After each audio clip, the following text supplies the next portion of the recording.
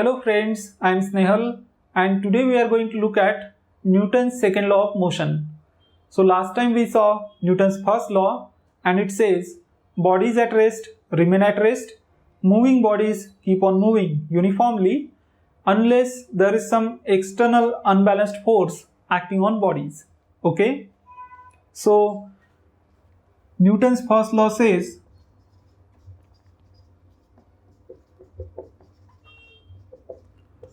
that a force is required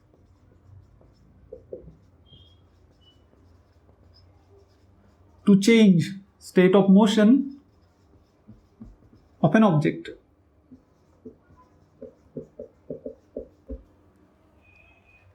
Now it should be clear that in order to calculate a force, we need to understand the quantities which determine the state of motion of an object. And it turns out that those quantities are mass of an object and velocity of an object. So state of motion depends upon the mass of an object and velocity of an object. So let us see how. Now let's suppose that there is this car which is moving with some velocity. So let's suppose it is moving with 60 kilometers per hour. And there is this barrel on this road. And let's suppose that this car which is moving with 60 kilometers per hour, it hits that barrel. So what happens is this barrel is thrown away with some speed and it goes to some distance. Now imagine in place of this car there is a truck or a bus moving with 60 kilometers per hour and it hits that barrel.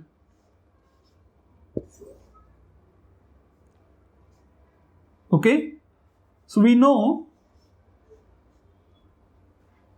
that the barrel will be thrown away with much greater speed in comparison with this first case, and it will go to much larger distance, which means that the force exerted by the bus which is moving with the same velocity as that of this car is much more compared to the car. And why is that? The reason is the mass of bus is more than mass of a car. Okay, so force exerted by bodies depends upon their mass. And now let's suppose, for an example, we want to stop this car which is moving at 60 kilometers per hour by pushing it, okay, by exerting some force in some given time. And we also want to stop this truck in same amount of time. So now it is very clear, we can feel it, then in order to stop this truck which is moving with same velocity as that of a car, we need to exert much greater force. Okay, so the amount of motion in a truck which is moving with same velocity as that of car is more. And why is it more? It's because of its mass. Okay, so we can say that amount of motion or state of motion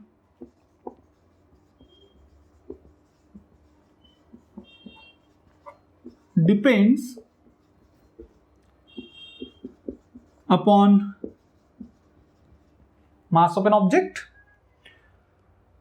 Now let us suppose that the same car moves with 120 kilometers per hour.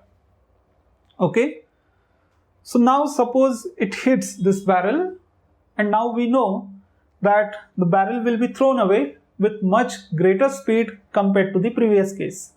Okay, now the mass is constant. What we have changed is the speed of this car or the velocity of the car, and we have increased it.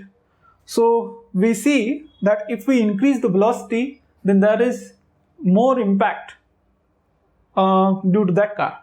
Okay, so the amount of motion not only depends upon the mass, it also depends upon the velocity. And again, we can feel it.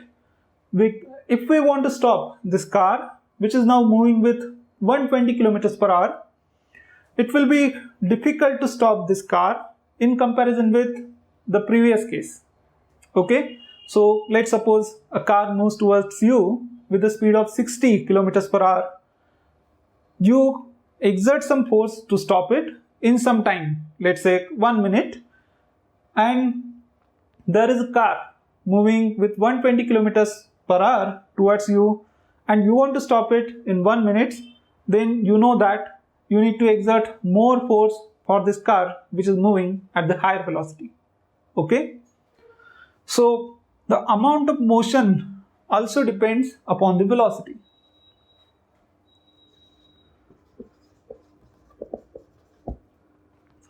And therefore now it turns out that the quantity which is more relevant or which determines the state of motion is actually the product of mass and velocity.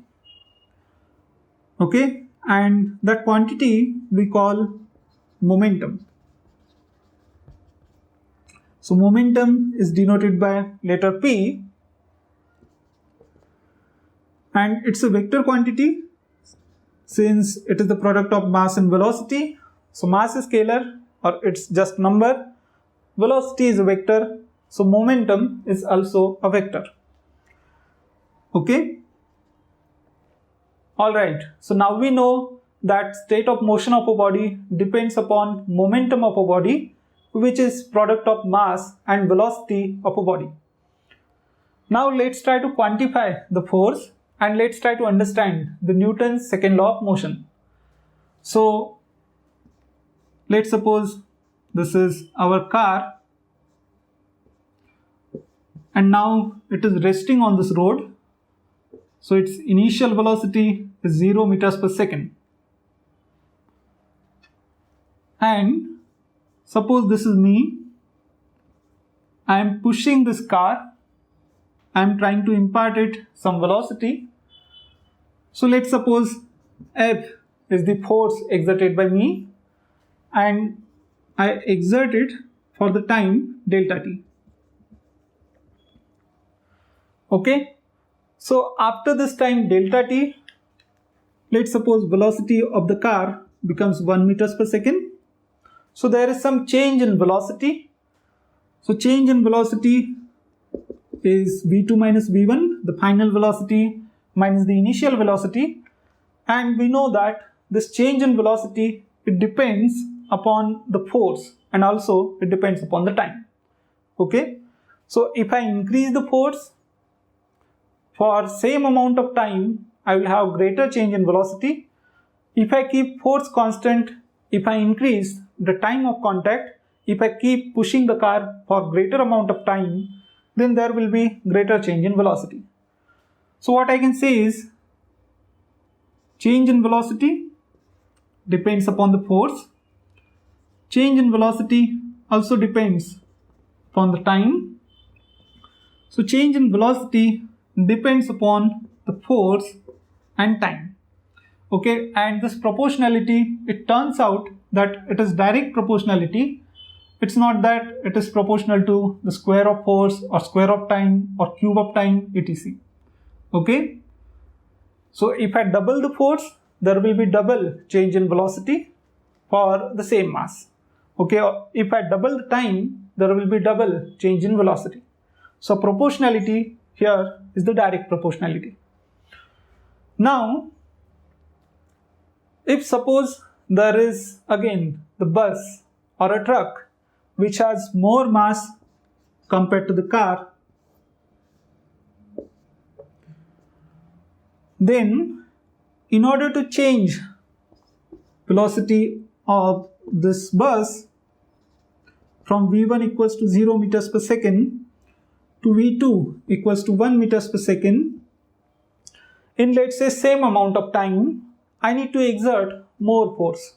Okay, so to have same change in velocity for the truck which has more mass, I need to exert more force and which means that force also depends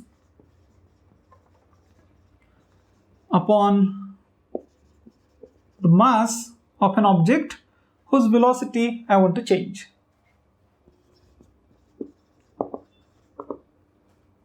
And here also, this force is directly proportional to the mass. Okay? So if mass gets doubled, then to have same change in velocity in same amount of time, I need to double the force.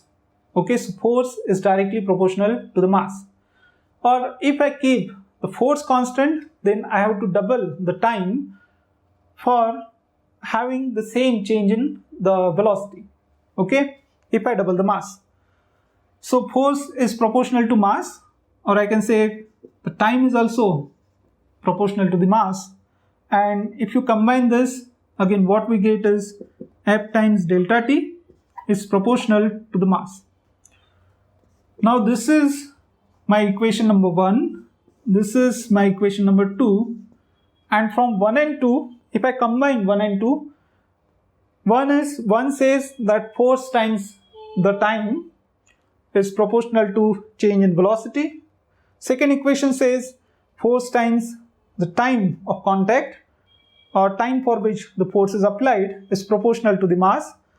So combining the two, what I can say is force times the time is proportional to mass multiplied by the change in velocity. Okay?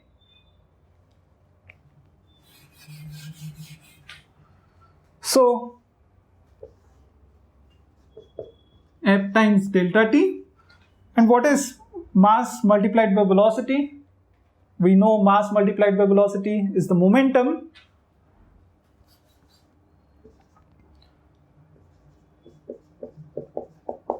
Okay, delta V is V2 minus V1. So m times V2 is final momentum, m times V1 is the initial momentum. So F multiplied by delta T is proportional to the change in momentum. Okay, so if I take delta T on the other side, what I have is force is proportional to P2 minus P1 divided by delta T. That is, force is equal to some constant. So if I want to remove this proportionality sign and put equality sign, I need to put some constant, some number, and suppose that constant is k. So k times the change in momentum we can write as delta P divided by the change in time. Okay, so this is Newton's second law of motion, and in words we can write it as the rate of change of momentum of a body, which is change in momentum with respect to time. It is directly proportional to the external unbalanced force acting on body. So change in momentum with respect to time is directly proportional to the force, and it takes place in the direction of that external unbalanced force. Okay, so let me write the Newton's second law in words. The rate of change of momentum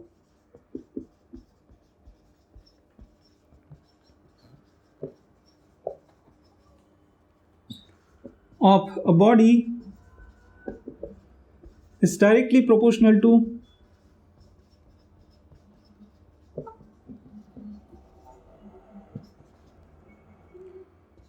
external unbalanced force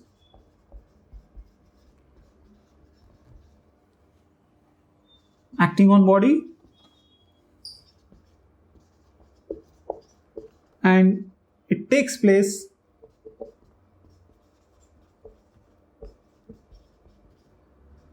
in direction of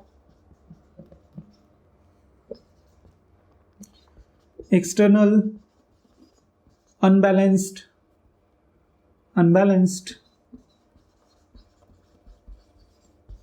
force. Alright, so this is Newton's second law of motion.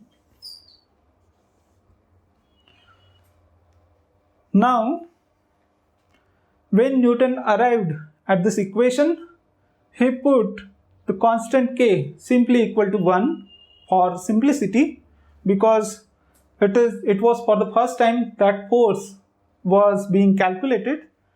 So to keep things simple,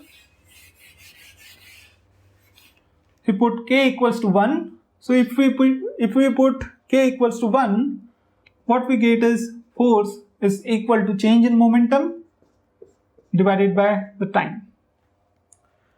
Okay, so this is the formula for an average force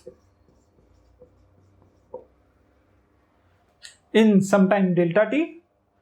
Now we know if we want to find out an instantaneous force, then what we have to do is we have to take time interval to be very, very small. And if we take time interval very, very small, we write it as limit delta t tends to 0, delta p or delta t. So this means the time interval is very small. Within an instant of time, we are calculating this force. That's why we call it an instantaneous force. So this instantaneous force is equal to limit delta t tends to 0, delta p or delta t, and we call this derivative of momentum with respect to time. Okay, now the force is vector quantity. Since the momentum is vector quantity, so we put this bar on top of the force and momentum in the final formula. So what I can say is the force is rate of change of momentum with respect to time, which is derivative of momentum with respect to time. So this is the formula for instantaneous force. Okay, and this is the formula for the average force. Average force is simply final momentum minus the initial momentum divided by final time, let's say t2, minus the initial time. After that, what is unit of force? So now we know that unit of momentum is product of mass and velocity. So unit of momentum is product of unit of mass and unit of velocity, so which is kilogram, the SI unit of mass, and SI unit of the velocity is meters per second.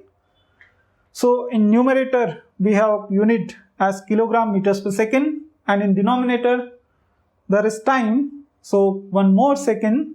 So unit of force is kilogram meters per second divided by second, and which is kilogram meter, this second goes to denominator, so divided by second squared. Okay, and in honor of Newton, who gave us this formula, we say that this unit of force is Newton. Okay, so we call unit of force as Newton. We denote it by N, and it is actually kilogram meter per second squared. Alright, so now we can see a special case, and special case is for a constant mass. Okay, so what if the mass of body is constant? So this is a general formula. Now for a constant mass,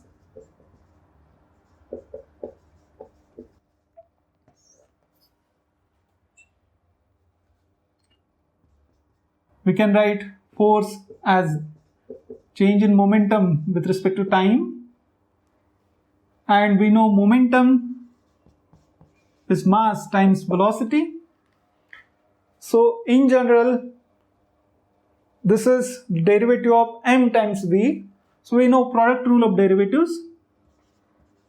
So this will be the derivative of first term with respect to time multiplied by second term as it is, plus first term as it is multiplied by derivative of second term with respect to time.